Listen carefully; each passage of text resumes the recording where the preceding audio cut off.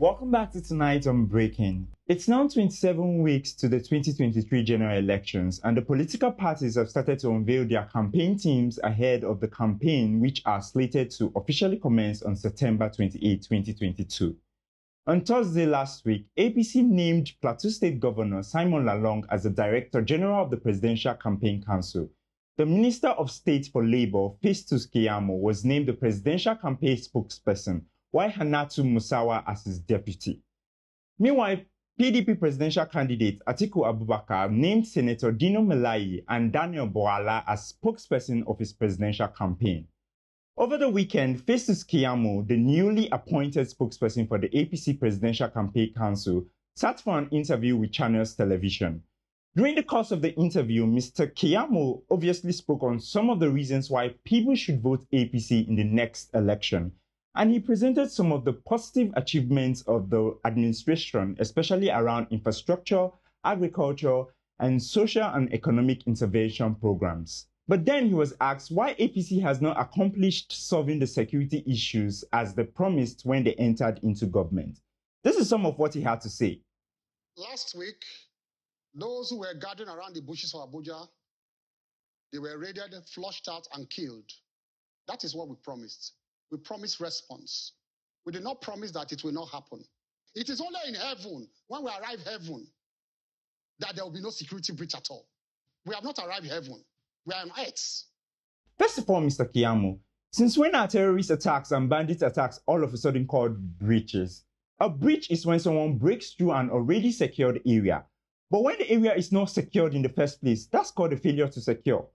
Someone breaks into my house by cutting through the burglary and breaking the door. That's a breach.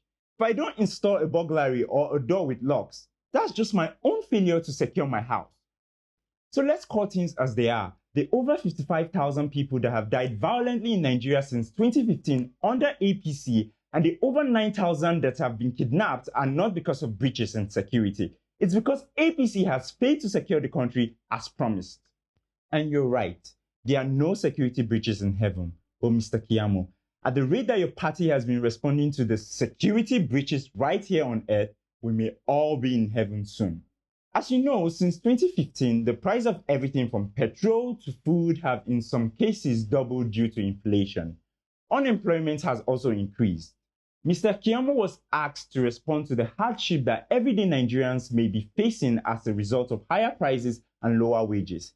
Here's some of what he had to say. Look, you must put it in the context of a global macroeconomic situation of the major countries around the world. And to tell you that with what we have gone through in the last 7 years, Nigeria has done extremely well in a context. Don't come and quote me that I'm just being reckless with my statement to say Nigeria has done well when people are suffering. No, but in the context of what we have seen in the global macroeconomic situation of major countries around the world. Mr. Keyamo goes on to compare the increase in inflation in Nigeria to other major countries around the world. And he says that in the context of global events, Nigeria has actually managed to keep the increase in inflation low.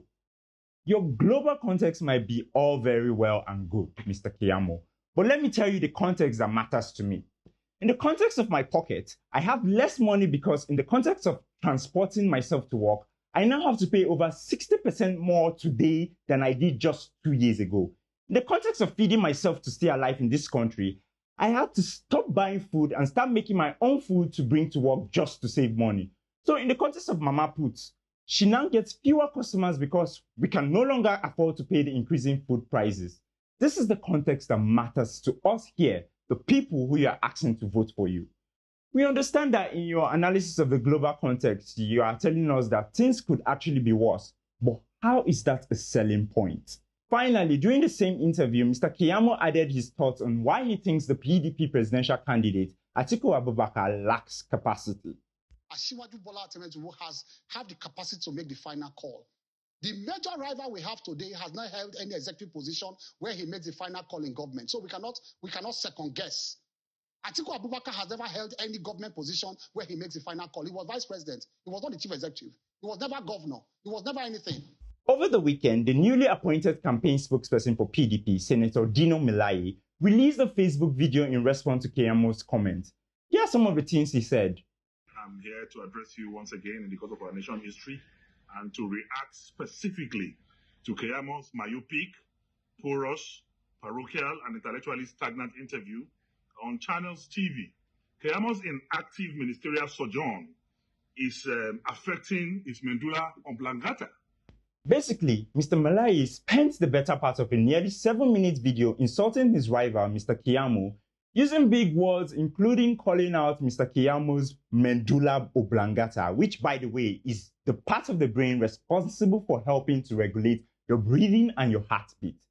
From what we can tell, and we're not doctors, Mr. Keyamo was breathing just fine during the interview with Channels Television. So maybe Mr. Melaye might want to scrutinize his own hippocampus first before denigrating another person's medulla oblongata.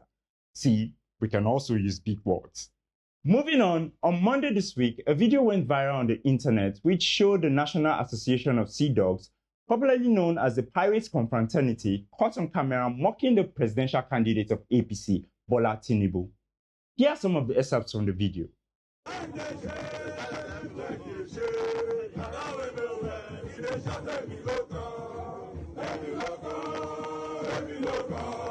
The chanting is in pidgin and they are essentially mocking Tinubu for his shaky hands, legs, and also for saying that it's his turn to be Nigeria's president. The video got some backlash and Wole Soyinka, who is the founder of the Pyrates confraternity, came out to distance himself from the video. On Monday, the Nobel laureate released a statement through Premium Times where he calls the chant distasteful. He then went on to say, "I belong to a culture where we do not mock physical afflictions or disabilities." Soyinka adds that one of his favorite authors suffered from Parkinson's disease but remained alert, lucid, and combative for decades after the onset of the disease. Who said anything about Parkinson's disease? But now that you mention it, maybe the APC camp needs to respond and tell us if their flag bearer is suffering from any afflictions or disabilities that we should be careful not to mock. That's all for tonight on Breaking. I'm Johnny Woody. Don't get distracted by the battle between the party spokespersons. Do your homework about each platform in the context of the things that matter to you. Thank you.